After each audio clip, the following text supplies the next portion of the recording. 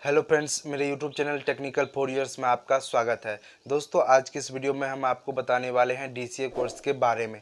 दोस्तों, आपको पता होगा कि अभी के समय में अगर आप कहीं भी काम करते हैं तो सबसे पहले आपको जो है कंप्यूटर चलाना आना चाहिए या कंप्यूटर का नॉलेज होना चाहिए। तो दोस्तों, इस वीडियो में हम आपको डीसीए कोर्स के बारे में बताने वाले हैं। तो सबसे पहले हम जान लेते हैं कि डीसीए का फुल फॉर्म क्या होता है। दोस्तों, डीसीए का जो फुल फॉर्म होता है वो होता है डिप्लोमा इन कंप्यूटर एप्लीकेशन। दोस्तों, बहुत सारे स्टूडेंट्स ऐसे हैं जो क्या करते हैं, रुपये दे करके कोचिंग में ये कोर्स करते हैं।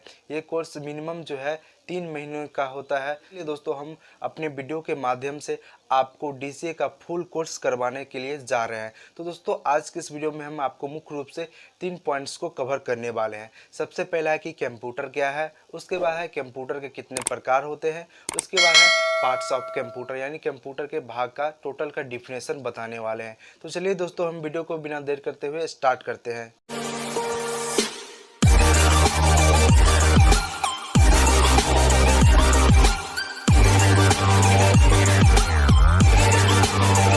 तो दोस्तों, सबसे पहले आप यहाँ पे देख रहे हैं कि कंप्यूटर क्या है, व्हाट इज़ कंप्यूटर। उससे पहले आप दोस्तों नीचे एक बार देख लीजिए, ये एक कंप्यूटर का सिस्टम है, ठीक है। तो चलिए हम सबसे पहले क्या करते हैं, कंप्यूटर का डिफिनेशन पढ़ लेते हैं। तो यहाँ पे लिखा है कि कंप्यूटर एक इलेक्ट्रॉनिक मशीन है जिसमें डेटा को इनपुट के रूप में ग्रहण किया जाता है और सॉफ्टवेयर या किसी प्रोग्राम के द्वारा प्रोसेस होता है और अंत में आउटपुट के रूप में प्रदर्शित होता है। तो उसे ही हम क्या कहते हैं, कंप्यूटर कहते हैं। मान लीजिए कि दोस्तों आपने कंप्यूटर में कुछ टाइप किया, जैसे कि गूगल क्रोम ऑन किए और उसमें आप टाइप किए कि हाउ टू मेक फूड। तो आप क्या करेंगे, ये जब टाइप करेंगे, ये वर्ड टाइप करने के बाद क्या होता है कि कुछ समय लेता है और कुछ एरो उसमें क्या होता है, रोटेट होता है। उसके बाद आपके सामने जो रिजल्ट आता है वो होता है आउटपुट। तो दोस्तों, यही इनपुट, प्रोसेस और आउटपुट मिलकर ही जो है कंप्यूटर बनता है। ये तीनों वर्क पे ही कंप्यूटर डिपेंड है। तो आप यहाँ पे देख रहे हैं कि कंप्यूटर का डिफिनेशन लिखा है और कंप्यूटर किसको कहते हैं वो आपको समझ में आ गया है। अब हम जान लेते हैं कंप्यूटर का फुल फॉर्म क्या है, ठीक है। तो यहाँ पे C फॉर कॉमनली है, जिसका मतलब होता है आमतौर पर। O फॉर ऑपरेटेड है, जिसका नाम होता है संचालित। M फॉर मशीन होता है, जिसको हम तंत्र भी कहते हैं। P फॉर पार्टिकुलरली होता है, विशेष रूप से। U फॉर होता है यूज्ड फॉर यानी उपयुक्त। T फॉर होता है ट्रेड, तकनीक। E फोर होता है एडुकेशन, शिक्षा। R फोर होता है रिसर्च। अब हम पढ़ लेते हैं टाइप्स ऑफ कंप्यूटर यानी कंप्यूटर के प्रकार। तो दोस्तों, कंप्यूटर को मुख्य रूप से 3 भागों में बांटा गया है, जो कि उसके आकार, उद्देश्य और प्रयोग पर निर्भर करता है। तो दोस्तों, कंप्यूटर को जो 3 भागों में बांटा है वो अब हम देख लेते हैं यहाँ पे। सबसे पहले आप यहाँ पे देख लीजिए कि आकार के आधार पर जो कंप्यूटर को बांटा गया है वो 4 भाग में बांटा गया है। सबसे पहले आता है आपको सुपर कंप्यूटर, उसके बाद आता है मिनी कंप्यूटर, उसके बाद आता है आपको मेन फ्रेम कंप्यूटर और उसके बाद आता है माइक्रो कंप्यूटर, ठीक है। अब जो उद्देश्य के आधार पे जो कंप्यूटर को बांटा गया है वो 2 भागों में बांटा गया है। आप यहाँ पे देख सकते हैं कि जनरल पर्पस कंप्यूटर, ठीक है, स्पेसिफिक पर्पस कंप्यूटर। प्रयोग के आधार पर जो बांटा गया है कंप्यूटर को वो 3 भागों में बांटा गया है। पहला है एनालॉग कंप्यूटर, दूसरा है डिजिटल कंप्यूटर और तीसरा है हाइब्रिड कंप्यूटर। तो दोस्तों आपने जो यहाँ पे देखा, ठीक है, इसमें बहुत सारे पार्ट्स मिलकर जो है एक कंप्यूटर का सिस्टम निर्माण करता है, ठीक है। जैसे कि मॉनिटर, CPU, कीबोर्ड, माउस, तो ये सभी मिलकर वर्क करेगा, उसके बाद ही ये एक कंप्यूटर का काम करना स्टार्ट करेगा। तो चलिए हम जान लेते हैं कि किसका मतलब क्या होता है। तो जो दोस्तों कंप्यूटर का जो भाग है यानी कि पार्ट्स ऑफ कंप्यूटर वो 4 है। मॉनिटर है, CPU है, कीबोर्ड है और माउस है। सबसे पहले हम जान लेते हैं कि व्हाट इज़ मॉनिटर, मॉनिटर क्या है। तो दोस्तों, मॉनिटर एक आउटपुट डिवाइस है जिसे हम VDU यानी वर्चुअल डिस्प्ले डिवाइस भी कहते हैं। और इंग्लिश में बोले तो monitor is an output device also known as VDU virtual display device, ठीक है। तो मॉनिटर में क्या होता है कि आप जैसे कि अभी कंप्यूटर पे जो देख रहे हैं वो आउटपुट है, ठीक है। तो वही मॉनिटर का काम होता है, ये एक डिवाइस होता है, वर्चुअल डिस्प्ले डिवाइस, ठीक है।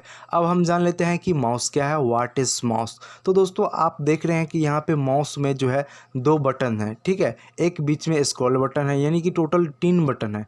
इस साइड का जो बटन होता है उसको हम प्राइमरी बटन कहते हैं या लेफ़्ट बटन भी कहते हैं।